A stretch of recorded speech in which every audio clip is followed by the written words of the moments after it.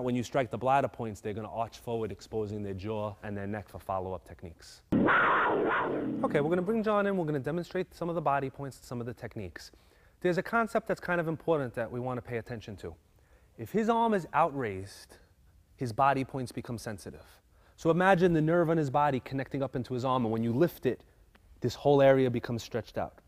When the arm is down, the neck becomes more sensitive.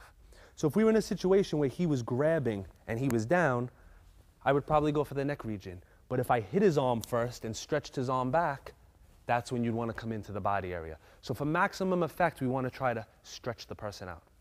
Now, let's go with the first set of points that we did. We had the 3 points below the chest, approximately here, 1, 2, 3. And again, they're struck in an in and upward motion. So if he was to grab, you could pretty much, he has his arm extended, shoot this right in. And a very light tap, and his body starts to dip forward. We don't need a lot. Palm comes in this way. One of the primary targets for this is if he's throwing a punching technique and we block, and we can drive the punch or drive our elbow into that region. Dead in the center, we have the solar plexus, and we have the heart point. And again, we strike in and up. So if he was coming in with a punch, we blocked. If we wanted to shoot in and up, we would catch in an upward motion going towards his head, catching underneath his rib cage, this way or to the heart point. Or you could actually try to catch both of them, in and up. Now, being that he's shorter than me, I would not use this technique because I have to dip down. But most likely your attacker is going to be larger than you, and the angle should be perfect there. So again, remember, the person's taller, strike up. The person's shorter, I would use the other angle, which is this one striking down. And what you're going to notice is as you come in, his head comes forward. As his head comes forward, he's set up for one of the other techniques. So we have the solar plexus region, we have the rib cluster points. We're going to go to the elbow points, the ones next to the elbow. His elbow's on his ribs. In front of it, we have the liver 13 point. And let's just move it this way. Behind it, we have the gallbladder 25 point. We're going to start with the rear one first. He was grabbing, let's say we're here, we need to release. We could actually just push our fingers in, or we can strike it to make his body arch backwards. The points in the front are similar to the rib cluster points in that they're struck in and up with the palm, but it's a very good application for a knee strike to fit in. So we're going to just turn him a little bit. So either you've blocked it or you've trapped him, and we could put the knee right into that region, shooting up that way. So we have the liver points on the side, we have the points in the back. The last area we have is basically below his belt.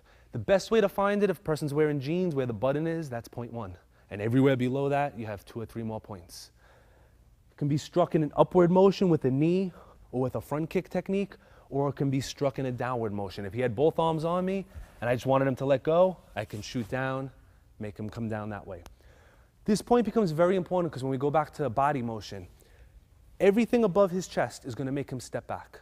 So let's say we found ourselves in a situation where we struck one of these points and he moved backwards. I can't hit him with my hand again, but when I come into the bladder point with the kick, not only am I going to be able to hit him, but it puts his head back in range for other shots. So basically, I'm working him like a puppet. This is an important point because this point brings him forward. So basically, I strike a point, I move him back, I strike a point, I bring him forward. Or if he was throwing a punch, let's say I wanted to get that point behind the jaw really good, maybe I would slap into that area. As he goes down, that sets my angle for the point behind the jaw. So sometimes what's going to happen is you're going to find a point that you really like to use that works very well for you. You're going to set up your self-defense techniques based on how to access that point. And one way to get behind them is to step to the outside, bring them forward. Now you have the point behind the jaw, you have the point behind the head that you can follow up with.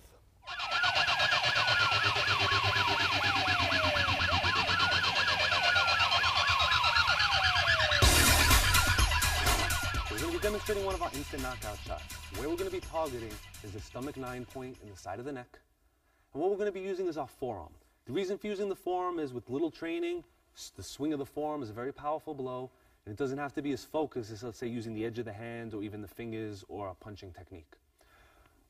With this motion, this could come after blocking a punch, this could come off of a grabbing. For his safety, we're just going to demonstrate it off him grabbing. This way, we minimize the motion and nobody gets injured. So we're going to have John grab nice and tight. We're going to focus on this point.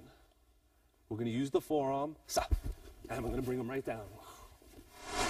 All right, once we maintain grappling position, both arms are in position to strike him. So rather than bringing him to the ground with a throw, we're actually going to do a knockout technique involving the area around the temple, which are some points that we haven't really covered. We're going to slap. We have the temple, the corner of the eye, and the bridge of the eyebrow. which forms a nice big circle that's just going to get slapped. And on the other side, we're going to use the ridge hand to strike gallbladder 20. From grappling position, as we're searching for a move, this hand is free to strike here. This hand is free to strike here. So what we're going to do is we're going to lock up, we're going to bring him down, and we're going to show the basic knockout, and he's going to drop. Okay, the last point on the shoulder region is exactly at the apex of the trapezius muscle. So basically we divide his neck and his shoulder in half this way, and we divide it in half this way. And this is where we're going. And we could actually press it and get some effect. Because this is a big muscle, the muscle actually protects it and the point lies underneath it. So generally we want to strike it inward this way or using our forearm. If he was coming forward like to shoot to do the takedown, we would actually use our forearms on this point to stop him. Because of the angle, we may not knock him out, but what we'll do is stop his motion, which will allow us to set up something else. What we're going to do is just show this point the effect of it. We're going to have him throw a punch, we're going to block it, and we're just going to put some downward pressure. And the thing to watch for is his legs. Watch where his legs go. So as he comes in, we come down, and we drop him down. Okay, as previously explained, the more pressure points you hit, the more damage that you do. So if he were to grab me in a real situation, I would be using one of the arm points, one of the body points, or one of the leg points before I came to the jaw point. What that would do is it would make it actually weaker. But what I want to actually just show you is how, with no setup at all, this one point becomes very sensitive. So as he grabs, we're just going to come from this position. I'm going to go slow so I don't injure him. We're going to come up in the up and out direction. I'm going to have him bite down real tight so he doesn't hurt his teeth. All right, so I'm going to look straight. He's grabbing. We're not going to use a setup. We're going to come in, and it's going to bring him down. We sit him up. We have a special revival that we use to wake him back up a little. All right.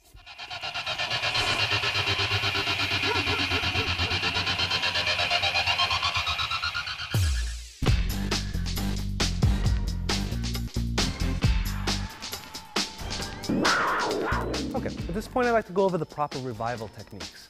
The purpose of the revival techniques is to wake your partner up if you do a knockout, but most importantly it's to make sure that he doesn't have any adverse effects. What can generally happen if you knock somebody out, they will wake up on their own, they won't just stay asleep forever, but when they wake up they're going to have headaches, their stomach's going to hurt, they're just going to feel almost like they have a hangover. With the proper revival, you're restoring energy basically that you took away with the strike, and you eliminate that effect. The first type of revival is what we call arm revival. Basically, any of the arm points that we strike. When you strike it, what we're going to do is we're going to actually stop energy to that point. So we hit it, the arm goes to sleep. Now, he's feeling a pulsing right now. That hurts. The way we wake it up is we hit the exact same point with an open palm with approximately half the power with a slap. And then we massage the area. And we repeat that. Slap and massage it. And after you do that, he should have full use of his hand again. So the arm revival is basically simple. Whatever you hit it again, but you hit it with half the force, and instead of hitting it with a focused area, we hit it with a flat palm, and we just massage the area. Flat palm, massage the area. And that'll bring your partner's arm back. This way, when you're training, you hit those points, you can practice it more than once. As far as the head, the neck, the body, we do a technique like we did. We strike, he falls down. All right, he'll tend to just be laying down, basically. The first thing we want to do is we want to sit him up. So we grab him by the head. Okay, now if he's really out, he won't fold his own legs, so you're going to fold his legs. We want to keep our knee in the base of his spine. We want to keep our hand on his head. Now if we struck him on this side, we want to revive on this side. If we struck him on this side, we revive on this side. Where we're going to be reviving is right next to the spinal cord. There's something called the Bladder Meridian. I'm going to show it on myself actually. Not over here, a little bit over, right in this line. This is called the wake-up nerve. Similar to the arm points, we're going to slap it and massage. Slap it and massage. At this point, he should be awake. He may still feel groggy, so what we're going to do is we're going to take our thumb and forefinger, we're going to place it at the base of his back with the spine running in the center, and we're going to run our hand up his spine a couple of times. In Chinese medicine, they say all energy in the body is stored in the kidney region. And when you do this, according to the theory, you're bringing the energy back up into the head. Medically, most likely, you're just stimulating the nerves that go into the neck and head area, and it's waking him up. But either way, the function is what matters, not what causes it. After you finish that, to restore more energy, we're going to start with the hands. Again, in acupuncture and Chinese medicine, each finger controls a different part of the body. So for example, the pinky finger is considered the heart. The ring finger is considered what they call the pericardium. The index finger is the large intestine. So what you're going to do is you're going to pinch, starting at the pinky finger, and pull. Pinch, pull. You should feel like a popping sensation. If anybody ever got a Chinese massage before, this is what they do. They massage the points.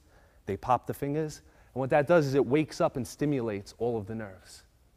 And that covers the revivals. Okay, this finishes up the series on point location. In the first series, we covered the arm and the leg points. In this series, we covered the head, the neck, and the body. As explained before, don't do this at home without proper supervision. Always have an instructor on hand that knows how to do the revivals.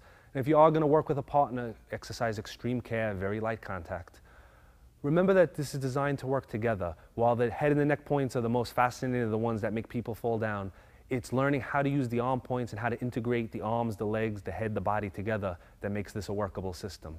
So again, the head and the neck points are the ones that everybody's fascinated with, but it's really learning everything that's going to make you a better martial artist. Whatever technique you're doing, it's going to involve striking somewhere that we've done today. If you're punching to the face, if you're hitting to the stomach, whatever you're hitting, alter it. Start working the pressure points. Pay attention to the angle and direction. Martial arts or self-defense is a variety of hand positions. We have palms, punches, elbows, all different angles that you can access that you can use to make these points more effective. So rewind the tape, look at it, find the angle and the direction, and then see what hand technique that you like to use to fit into there. And that's going to make your self-defense or martial arts system a better system for you to use.